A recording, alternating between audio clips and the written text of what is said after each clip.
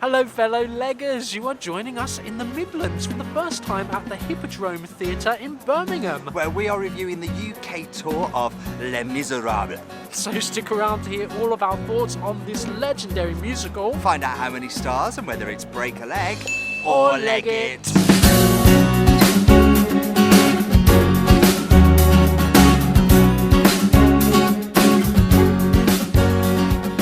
Les Miserables on tour. Now this has been running for, I want to say it's coming up to like one of those longest running musicals. It's the second longest running musical of After all Phantom? time. No, after the Fantastics, which is actually the world's longest running Really? musical. Yes. How long do we know how long that ran for? Too long, probably. Comment below, let us but know. This has been going since 1985. Now, I mean, we're telling you about it like you don't already know, but the chances are, you know if you Les subscribe to our Mis. channel, you already know everything there is to know about this show. This is the musical, it pops up everywhere. I was Yeah. already saying on the way down, it comes up on every talent show. America's Got Talent, Britain's Yeah, Got they Talent. always do a every song season there's a from song. Les Mis. Just this weekend we had Bring Him Home. Again. Susan Boyle, was Yeah, it I Dreamed a Dream. All the stars. Music and the lyrics songs are by out there. Alain Boublil. Alain Boublil Alain and Claude Boublil. Michael Schönberg. Thank God your French is Who better also than did mine. Miss Saigon. Hey? They did indeed. Who also Now, did Martin Guerre.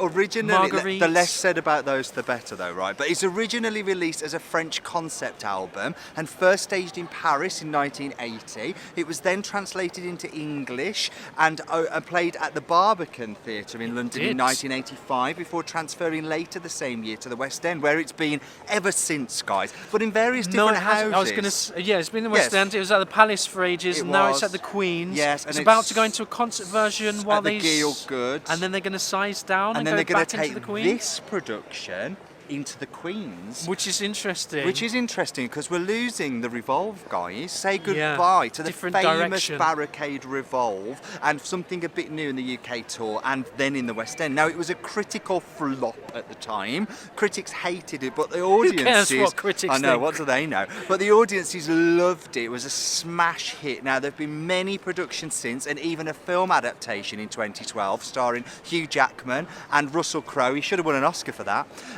And also Anne Hathaway, which grossed $441 million. Wow. It was an absolute epic smash again. This cast includes Cillian Donnelly as Jean Valjean. Great. If you can find we've got a picture with him as Jean Valjean somewhere. Maybe you can dig it out and pop it in here.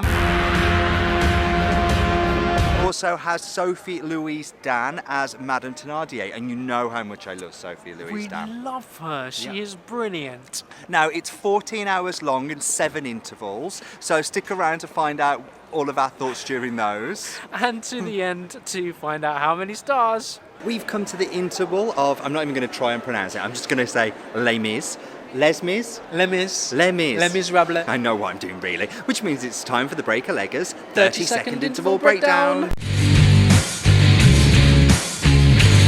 Go, What do you think so far? I have a huge problem with the story. I think the production is great and the score is so rousing. I love the motifs that slip into it, but character development and some of the direction in this is really questionable. I don't know if I'll ever get over it. What about you? I'm loving the score, that's the great thing about it, and the Sounds sound amazing. design is brilliant. Absolutely. They're like really ramping up the sound on these big old numbers, and they're kind of making the whole house shake with some fantastic vocals to accompanying it.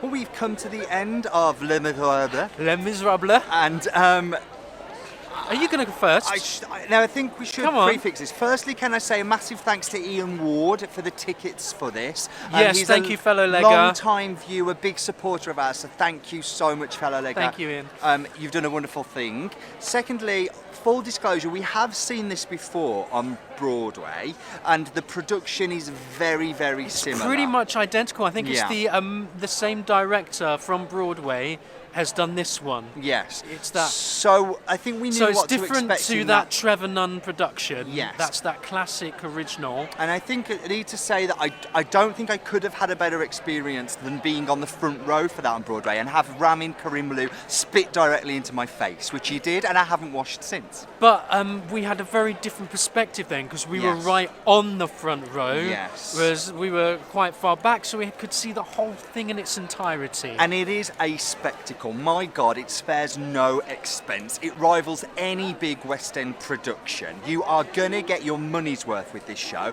not just with the whole kind of visual feast that it is, but with a fantastic cast and With the sound, and the with the sound score, with is the lighting. amazing, and also the fact that it's now 4:05 in the morning, because it's What the time is it? longest. It's 3.5 hours including interval, pretty much, and So it comes down at 25 to 11. and I want to say there So may, arrange your journeys home. Yeah, there may be some spoilers as we go on, but if you've not seen Les Mis in the 34, 35 years that it's been playing, where the hell have you been? I So- don't think we can spoil this. I mean, Les Well, Miserables has people been don't know it. huge this year as well, because there was a big BBC adaptation, Yes, of which the has original again Hugo reignited the Hugo flames. Victor novel. Yes, but again, well, now let's talk about this, because that the adapter for that BBC drama kind of made a bit of complaint that he was rescuing Victor Hugo's novel, his story, from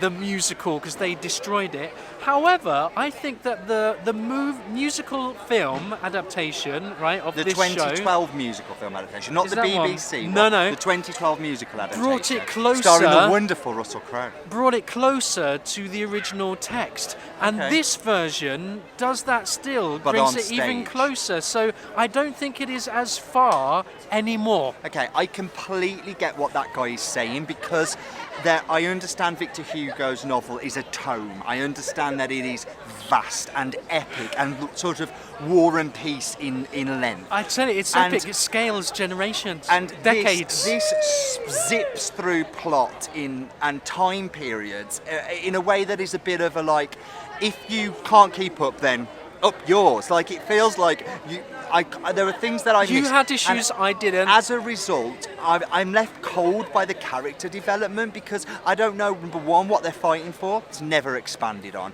I don't know what their motivations are particularly. And as a result, I'm just left not to care. And that, for me, is a major down point of trying to fit something that would take really weeks to read into 3 hours. I don't think you can accomplish I that think- with regards to storytelling. You're but right, the you don't music, go- on the other hand, is something No. completely different for me, and is spectacular. So let's go, and plot-wise, I think that the concept, the construct that it uses, is ultimately you have to wedge these big epic characters into a song. So all of the main characters pretty much get a song in which they are to spill their guts and to tap into the storyline and the soul of what's going on And for if them. you've not- And it works, and they're epic Does songs. it work though? Because I don't feel for them, and I'm really That's sorry your full issue. disclosure. Do you- In terms of character development and book, I think this musical is lacking. I think But it does just enough, and moving the music on supports to score. it. Score is now, great. score rivals any.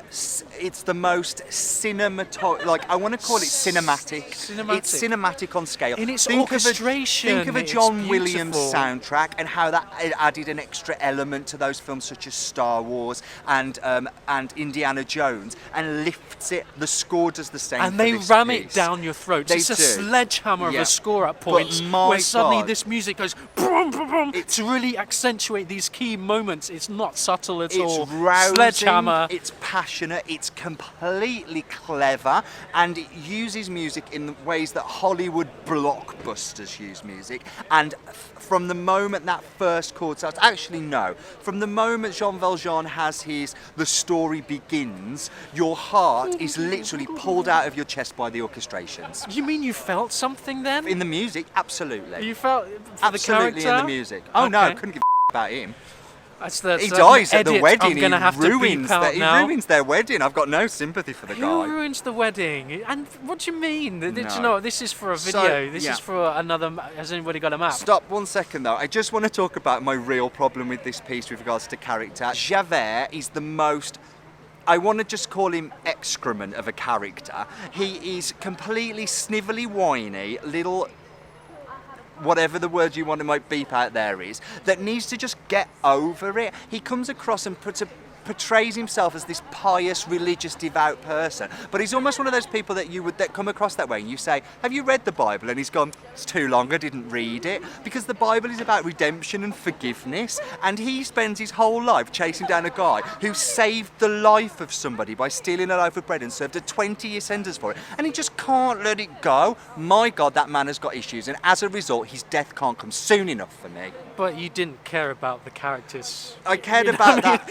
But to me, it's just a baddie, right? Just to give it up. It's you're just thinking way too deep into this. No, I'm not. And it's all in the text. You know, he was brought up in the gutter too. You know, but he was born inside a prison, is what he sings. Does that come out in the musical? It's in there. That's the lyric he sings. Okay. Albeit it's sung under. It's the two of them. Okay, so we don't hear it, but it's you there. Pick it out. So then that is the underpinning of that character. That's the layer. He is there to prove that he is not that he can turn things around. He can't go back. He has to go forwards, because if he looks back, that's it. In fact, when he does look back, he realises that his whole life and what he's been doing is a sham, and there is no other way he can go on. If you say that left me cold generally, the story does, that character just incises me, and I just, from the word get-go, I do remember from when we saw this on Broadway, that's all you said. You said, why don't you just let him go? Just let it go. What's the big deal? I mean, it's really... Just let him get on. Just let Jean Valjean get on with his life. Think of all the serious doing crime good, that is going unsolved because he's so hung up on it. Well, like, everyone else is getting away with rape and all sorts. No, he does a good job. That's why he gets to the top, because he's ruthless. He can smell out crime. I mean, because he's ruthless. He's a bent copper. Anyway, we've way through this review, and all we've talked about is the plot, a bit of music, and then you don't like Javert. Let's move on to some performances, because we had an understudy tonight. I'm going to talk briefly about the adaptations in terms of staging. So you want to move on, but you don't want to move on? In terms of the staging, in terms of missing the revolve, and there are some key things that I did miss. They've also the body reveal is gone. Just the whole thing with the little Gavroche, when he goes onto the other side of the barricade, you don't see any of that. With the revolve, you're with him, and you see him go, you don't see any of that. The lovely slow motion that is iconic on the barricade when they all die. Now, that was something I did enjoy. They're kind of pin-spotted, the lighting is isolated, very bold. and you see them get shot one by one. So there's some stuff that I'd lost, but I also think there was stuff that was gained as well. Lovely use of projection at the back, using Victor Hugo's art, I think you said as well. That is just such an inky. The world that creates using Hugo's ink art just becomes like you are being drawn further into a book or a painting, and it's I very like dark, that a lot. his artwork, and as a result, what they've done with the lighting as well, I found it to be very dark. But it coincided with the artwork. And you can hide a hell of a lot in the darkness, right? And you really could. Yeah. It was almost like a pastel painting, the whole thing. Loved. Okay, now we can go on to performances. Great. So, Cillian Donnelly usually plays Jean Valjean. We didn't see him. No, tonight we had Zach Hamilton in the role, who really shook me with his soprano at one point. He had like his falsetto voice. Beautiful falsetto. And I was like, whoa, where did that come from?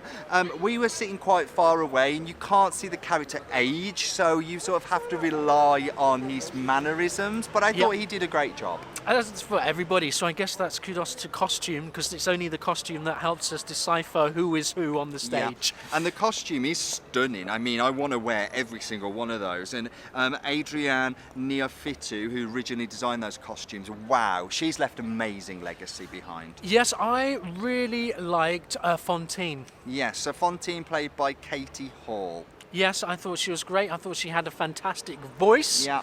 Her death was a bit funny, though. Her death was hilarious. In fact, for the wrong reasons. I personally didn't enjoy her characterisation. Oh, really? Because I thought she was great. I thought that her I Dreamed a Dream was all just up here and happy and light. I wanted to see more desperation in her performance. I wanted to feel like she'd lost it all. But happy and light? She'd lost everything. There wasn't no happy or light in there. Tell her that, because I didn't get it. What were you watching, But her Simon? death scene was like... Yeah. Oh my God! I literally laughed. And like, I think that's the probably a directorial thing. I imagine and I always most of wanted that it is to be a bit more sudden and slower, and it was and the only drawn one. out. It was very melodramatic. Well, let's face it, right? It's the part you want because you can get off stage pretty quickly, and she probably just wanted to be done with it, right? So go and have a come drink. on to the end. Go and have a drink. It's the love. part you want. Also, I loved Angelas. Angelas, played by Will Richardson. Will Richardson. He had a very as nice, Angelas. crisp voice, lovely control of crisp, clear notes, real strong, and then just a tab of vibrato at the end. Lovely. It's really nice technique Really there. rich. Sophie Louise Dan as Madame Thénardier, and Martin Ball, who, I mean, I remember from Bernard's Watch. Does anyone remember that? Comment down below. But I saw him in Wicked. He was the original Dillamond. He's been in this forever. Okay. And I love him generally. I love Sophie Louise Dan. I mean, if you've seen any other, I rave about her all the time. If you've seen other stuff we've seen her in. Yes, we love today her. Very fitting. They were just They're fine. the comic relief. They're always going to win in a piece that is so heavy, And melancholy, surrounded by death. They depressing. just win the audience. Yeah, absolutely. So- I mean, we could go on and And on they are about the great. cast because it's so vast. Marius, I thought Marius was Harry great. Apps as Marius, making his Yeah. professional debut here. Yeah, fantastic. What a great A gig. fantastic ensemble cast. Boy, there's Yeah. nearly 30 of them on that stage, It's including unbelievably 2 big. children. But you know what? There's no diversity. No diversity whatsoever at all. And There's in one fact, black actor that Now- tonight in the performance we saw, which is just abysmal, to be fair. funny enough, we'll talk about this more in one of our Anybody Have a Map Overdrive reviews, because there's an article just released because the stage have done a survey on diversity across musicals in the West End, Yeah. and Les Miserables is up there With the in worst. the worst record of any attempt at diversity casting. Now we and boy, did it stand out tonight. We should mention we had an understudy on for Eponine tonight who should have been played by Tegan Bannister, who is a BAME actress, Yeah. but she wasn't there tonight, so it just looked even more undiverse. What a Which is a shame. real shame. Hopefully, the casting directors, if you're out there, you'll be able to fix that. Yeah. Because when you're up against the likes of the National and the RSC, Hamilton, Emilia, and what we the were lot, saying- classic. Birmingham is such a diverse city, and people Yes. aren't going to come unless they get representation on stage. And we looked around the audience, and it was very much an echo of what we were And seeing. it's not which just is Birmingham. a real shame. It's everywhere. The Yeah. world, the UK is a diverse place. Come on, Absolutely, guys. We're yeah. no longer in the 60s, 70s, 80s. No. Catch up. No Anywhere that this tour is excuse. going. Yeah. Okay, we need to get off our soapbox Yeah. right now. Just talk a bit quickly on creatives. I just want to mention lighting, if I can find it in here. The lighting design by, I'm flicking guys, I'm flicking. It's Paul Constable. So we've seen lots of Paul's work. Angels in America at the National, Mosquitoes at the National, The Red Barn at the National, Curious Incident of the Dog in the Night Time. The lighting really did stand out Yes, tremendously. it does. As did the sound design. Nick Potter for sound design. The sound design was possibly some of the best I've heard inside of London Yeah. and outside. As this is outside of London, I tell you, if you're catching this tour, you are in for a treat with sound. They ramped it up at all of the right moments. I caught every word. Yeah, let's mention 59 Productions for projections as well, because they were integral and they worked so well in this piece. Can I throw in another cast member? We spoke about Okay. him, but not the actor, Javert. Javert. I thought did a sterling job. A lovely I mean, he's got voice. a baritone, lovely baritone. Was he a tenor? He was a He's got baritone beautiful tenor. baritone. Reminded me of Philip Quast's 10th anniversary, that real gruff, iconic moments. Nick Greenshields. So fantastic. But hey, we've talked for a long time. Do you know what? It's a long piece. It's going to be a long review because there's a lot to cover, right? And some very passionate opinions in this one. Absolutely. You're going to be wondering how many stars that we're going to give Les Mis. Is it going to be 2, 4, 6, or 1? 2, 4, 6. I see what you Did did what there. I did there. Okay. I've been working on it. For this piece, we are going to give 4 stars for this piece. It's a worthy tour, guys. It's a classic. It's a classic. It's one you should see. Yeah, absolutely. It's part of your heritage, I think. Yeah, musical It's theatre everywhere. heritage is on tour now and it's hitting a city near you. So pop along and see it. Like I say, I don't think I'm ever going to love the book, but my God, could I wet myself in love with the score? Absolutely, I think I could. A talented cast, a really interesting way of telling the story that's different to an adaptation you may have seen before if you've caught it in London on any other variations. It's much closer to the film. Come along, see for yourself. Let us know your thoughts. This was one of the first musicals I fell in love with and I encountered. So And look where you are now. And look where I am now. So, what's your experience of this musical? Yeah. Let us know, comment below, because that's just what I think. And it's just what I think. What's important, what you think. We're the Breaker Leggers. And we'll catch you again soon. Bye.